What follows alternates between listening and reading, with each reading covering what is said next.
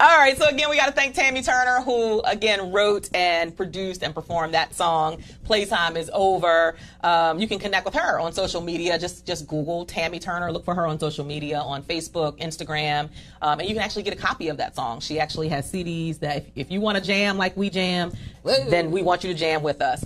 Before we move on with introducing our next guest, I want to thank our platinum partners who helped to make this show possible. Cherie M. Good, who is the founder of the annual Recharge Health, Wellness, and Fitness Expo up in the Baltimore area. She usually hosts it at Pikesville, Maryland. She just had it about, I'd say maybe 3 or 4 weeks ago, and it was phenomenal as always. But she helps to get people on the path of recharging themselves, just like we constantly stop and plug in our batteries and recharge. She's always encouraging you, very much like we were talking with Dr. Valika about your self-care.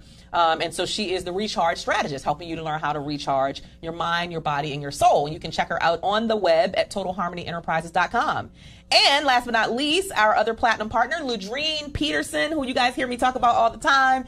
She is, look, her energy is off the chain. I love her. She's always positive. You know how some people are fickle? Yes. You know, sometimes they one way, she's not like that. She's very consistent, very positive, very outgoing, very empowering and motivating. And she is a career and business strategist. So she is helping women who are in the career space to take their careers to the next level and to really climb the corporate ladder, especially as it pertains to people who are in the government space. I think she went from like a G1, I don't know what the numbers are, but like the basic, the lower, to all the way to the top, just through certain strategies. And now she coaches people and shares those strategies for others who want to really climb in the corporate space. You can check her out at do-it-delivers.com. do-it-delivers.com. Yeah, Minister Alfreda says, hi ladies in red. PTIO, playtime is over. Yes. Robin Bennett says playtime is over.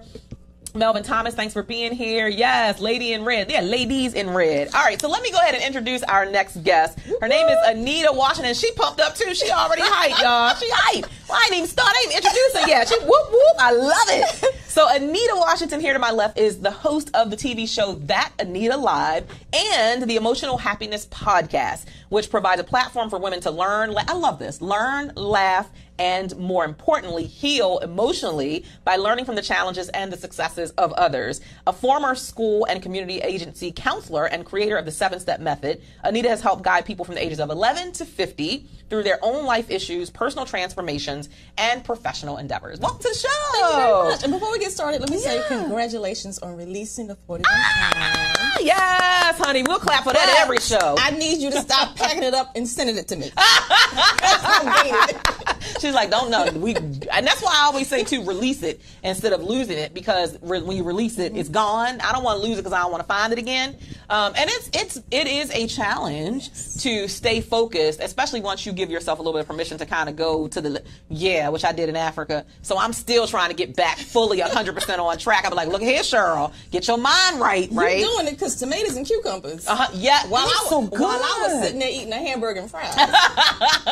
But see, I didn't post the piece of Popeye's chicken I had the day before that, and I had a really good laugh with some of the people who were in one of my groups, and I was like, y'all, can I confess? Like, I'm confessing.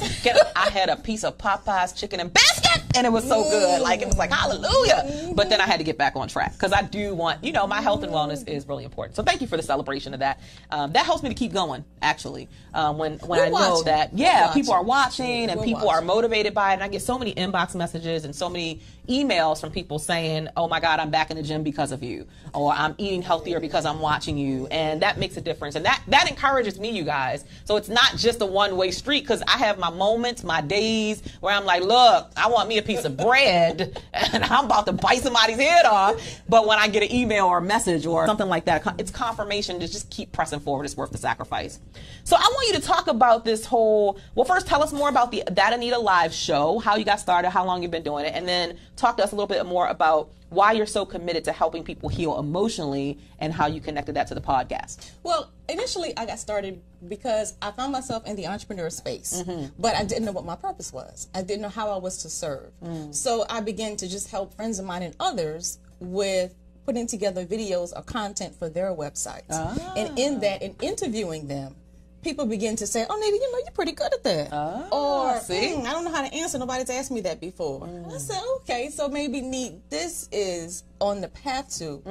And then the counseling piece, you could say, is my first love. Because I spent over a 10-year period counseling, as you said, people from all the way from 11 up to in their 50s, getting them through their own life transformations. But this way, I get to serve in a bigger way because it's not private in a one-on-one, but it's on a bigger platform. Yeah. Now that's so interesting that you say that, and I'm going to ask for your input on this. So you use the word counseling. We just had the conversation with Dr. Velika about therapy. So is there a difference between counseling and therapy? I think there's a difference because in counseling, it's kind of like the gateway, and it helps you to become more self-aware.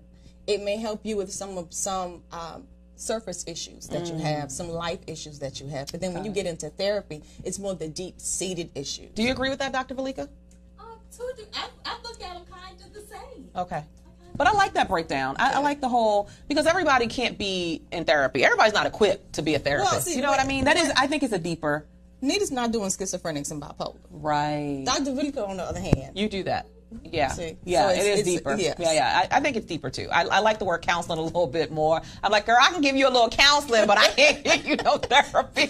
I can't help you that deep. I don't go that deep. Right. So I do think that there is. I like the distinguishing mark between the two because sometimes that gets confusing in the marketplace. People are like, oh, they're looking for one thing, but really, no, you're not looking for that. You're looking for something deeper. Yeah. Yes. So you say that's your first love. How did that become your first love? You know how sometimes people say, well, it found me. Did it find you, or did you start on a journey and you were detoured? No, yes, started on a journey, but the journey started when I was very young because I was always that kid that people came to for advice or to ask how to do something, how to carry something out, especially if it was a difficult conversation. Hey, Nita, how can I tell my mom this happened? Wow. Or how can I, explain to my family that I don't feel that way, I don't want to follow that path, I want to follow this path.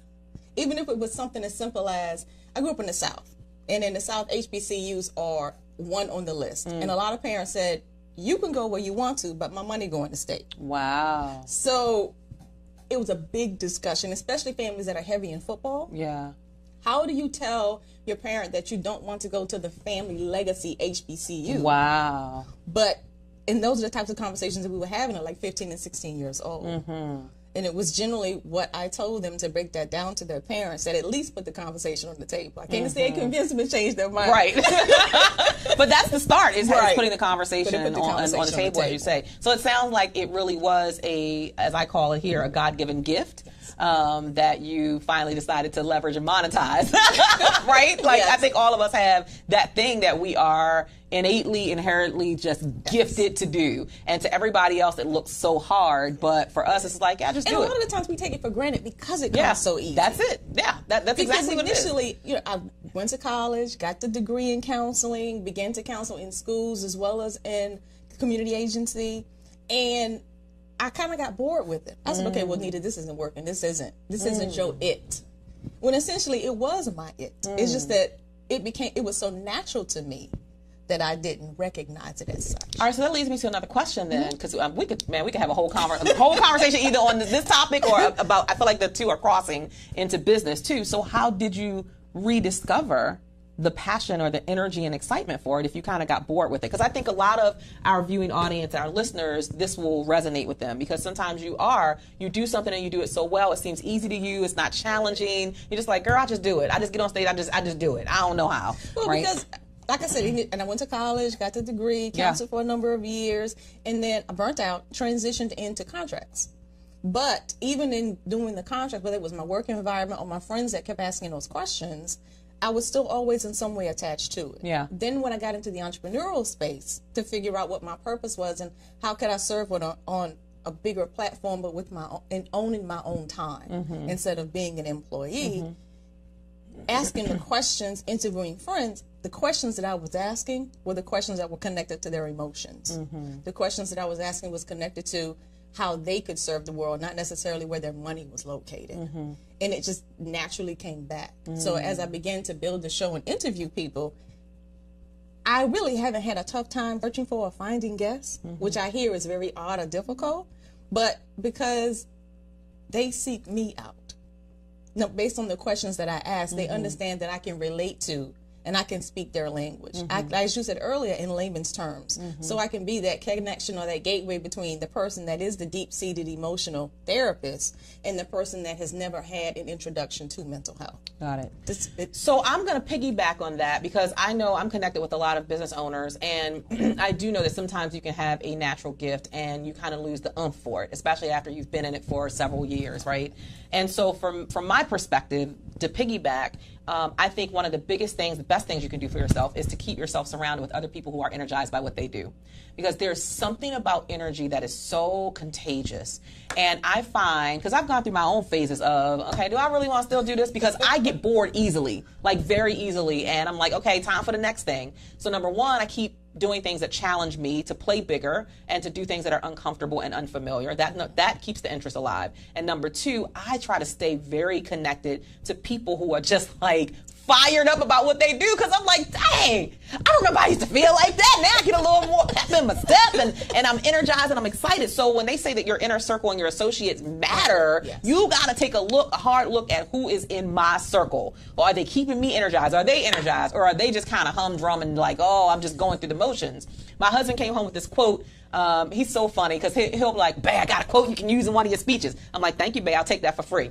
But so he comes home the other day and he's like, all right, you ready? You ready? I'm like, yeah, I'm ready. So he says, you ain't tired, you uninspired. I was like, oh, shucks. And we dancing, having it. But you got to have people who know that you need a certain energy to do what you do, and they're excited, and that energy literally just kind of flows off of each other. So that's my 2 cents for that conversation and for that question. For those of you who might be in a space where you feel like your energy is dwindling a little bit, put yourself into some new environments. You guys know what I say on Facebook Live all the time, hashtag get on an airplane, go somewhere else, get outside your backyard, get outside of your zip code, go somewhere, some new folks, some new surroundings. I'm telling you, that's why you guys see me always somewhere else, because sometimes in your own backyard, in the airport, yeah. And sometimes in your own backyard, there may be lack. Working. Yeah, so you can give yourself permission to get on an airplane and go and explore new things, new opportunities, new people, new relationships that will help to re-energize you again. So don't abandon your unique gift just because you've lost a little bit of oomph, or chutzpah, as they say. You can get that chutzpah back, and you can get your oomph back.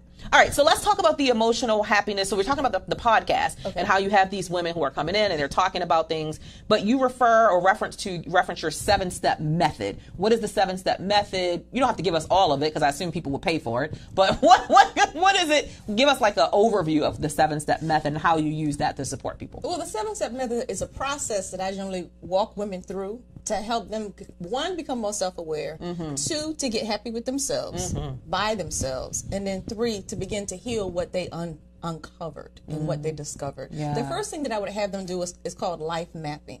And I like to call it life mapping because once we go through that process, that step, it shows you your life in kind of a terrain, and where you will see your hills and your valleys, you will see your rough spots, and these are some of the things that you have forgotten over the years that you need to now uncover and process so that you can disconnect from the limiting beliefs that experience created. I love that. That's the great. second step is, I call it track and trace. Because what you're going to do is now you're going to begin to write down your daily life, who you spend your time with. There we go. How you feel when you're around those people, what you wear, and how you feel when you wear certain colors or when you wear certain outfits, and then why you make the decisions that you do throughout the day. Once you write all of that down, we can track and trace it back to points on your life map so that we can break that limiting belief down, grind it, and remove it from your life. That helps you to become, 1, more self-aware, but 2, happier, because you can change those decisions that you're making. I love that. So life mapping, that's a huge piece of it. And then the second part, which I love, track and trace, so that then you can go back and break down those limiting beliefs and what's causing you to make the decisions. And then you can create new decisions and patterns and behaviors that will lead you to what you really want to manifest and create in your life. Because do you agree? I mean, there's a quote that says, whatever you focus on is what expands. Yes. Talk a little bit about the importance of that and people not focusing so much on what's not happening and what they don't want, but rather focusing on what is happening or what they do want to manifest. When you focus on what's not happening or what you don't want, you're spending a lot of energy and time tearing it apart, drawing it to you, recreating it, because your mind is seeing that and you're revisioning it over and over and over. Where when you concentrate on what you do want, then you begin to come up with the patterns of how do I create that? Yeah. And you can put yourself in circles of people who are actually in the process of creating it, and they will help show you steps that you can use or that you can borrow from them to create the life that you would love to live. Absolutely. And so is this something that happens overnight? No. Absolutely not. Actually, I really like for women to take at least 30 days for each step. I know a lot of times they don't like doing that. It depends on where they are in the process. Because within my 7-step method, I have something that is called the 4 stages of emotional baggage. The first stage is formative, and where you may be going through a life-altering situation, divorce, loss of a loved one, moving away. When you go through that, your emotions, your body also experiences that as kind of a trauma. You feel those negative emotions that are attached to that. You can get stuck there. That's where those limited beliefs are forming. Now, what I have for the second stage of emotional baggage is called burying, because we get so busy with life. You get your kids, you get your job, you got your girlfriends you're running with, you may have your side hustles that you're running with, and in that you begin to bury everything that happened, all of the limiting beliefs, because the number one word is, I don't have time to deal with that right now. I ain't got time to deal with that right now. You have to move on to something else, because you got to make that money, you got to put a roof over your head, and your kids need your attention. Yes. But then my favorite, that third stage is called the pivotal stage. And that's where people get to a point to where they're like, it all goes down in the DMs. I'll get a DM that says something to the point of, Nita, I'm not happy, and I'm tired of living the same life over and over and over. When I see you are doing what you want to do when you want to do it. It's because that's a conscious and intentional decision that I make. That's not by accident. It's not. It doesn't just happen because I get up in the morning. Right. And when you get to that pivotal point, it's because you are on a point or a pivot that you're ready to make that change. A lot of people say they want transformation, but they don't want their life to change. Oh, no, you can't change that. Oh, no, I'm not going to move here. Oh, no, I can't change jobs. If you want happiness in your life, it is going to require change. Y'all hear that? We're going to say that like 4-5 more times. Transformation requires change. Yes. Like, it is not possible without change. You have to acknowledge that. And again, taking that and relating that right back to people who are in business and who say they want to succeed, but you don't want to do nothing different. You don't want to sacrifice. You don't want to remove yourself from the things that you need to remove yourself from, including the toxic environments that you're in. Negative friends that are telling you. Like that toxicity, again, just like your positive energy is infectious and contagious, so is that toxicity. Like, you can't okay, I'm going to drink just a little bit of the poison, but I hope I'm going to be okay. No, you might fall out on the floor and pass out and die, right? You have to be aware of your environment. So transformation requires change. Yes. Author Roxy Dawson said, this is so incredible. Rose Golick says, yes, #change. Okay, continue. Okay. So the pivotal stage was number 3. Yes. And that last stage, in which I hope that you all never get to, is called deathbed regret. Because so many times I have sat on the arm of a chair in a hospital room where the person that is on the gurney or in the bed wants the younger relatives to go out and find that son that they didn't support or that daughter that they didn't acknowledge, to come back to that bedside for them to say they're sorry. Because they're experiencing and going through that deathbed regret. Don't wait until it's too late to make up or create the life that you would love to live. And that includes acknowledging past failures and mistakes. So if you do have a child out there, if you do have relatives out there that you are disconnected from, don't want to talk to, and it's now coming within you that you want to make that right, reach out to them. Don't wait until the last minute to say, I have a son. I've never acknowledged him. He doesn't have my name. I didn't support him when he was younger. To send your nieces and nephews out into the world to find this human being, to drag them back to your bedside so that you get a chance to say you're sorry. Yeah, man, that's really powerful. And I think a lot of times people wait until that last minute because of a fear of rejection. And they're fearful that if I reach out, I may get rejected. But it's not even about the rejection or the acceptance. It's about, I believe, the freeing yourself from whatever it is that's been hovering over your head before you get to the deathbed stage. So repeat for us number 1, because I missed number 1 again. Number 1 was formative. Formative. Okay, got it. And then, so again, I'm going to repeat this for you guys. This is so good.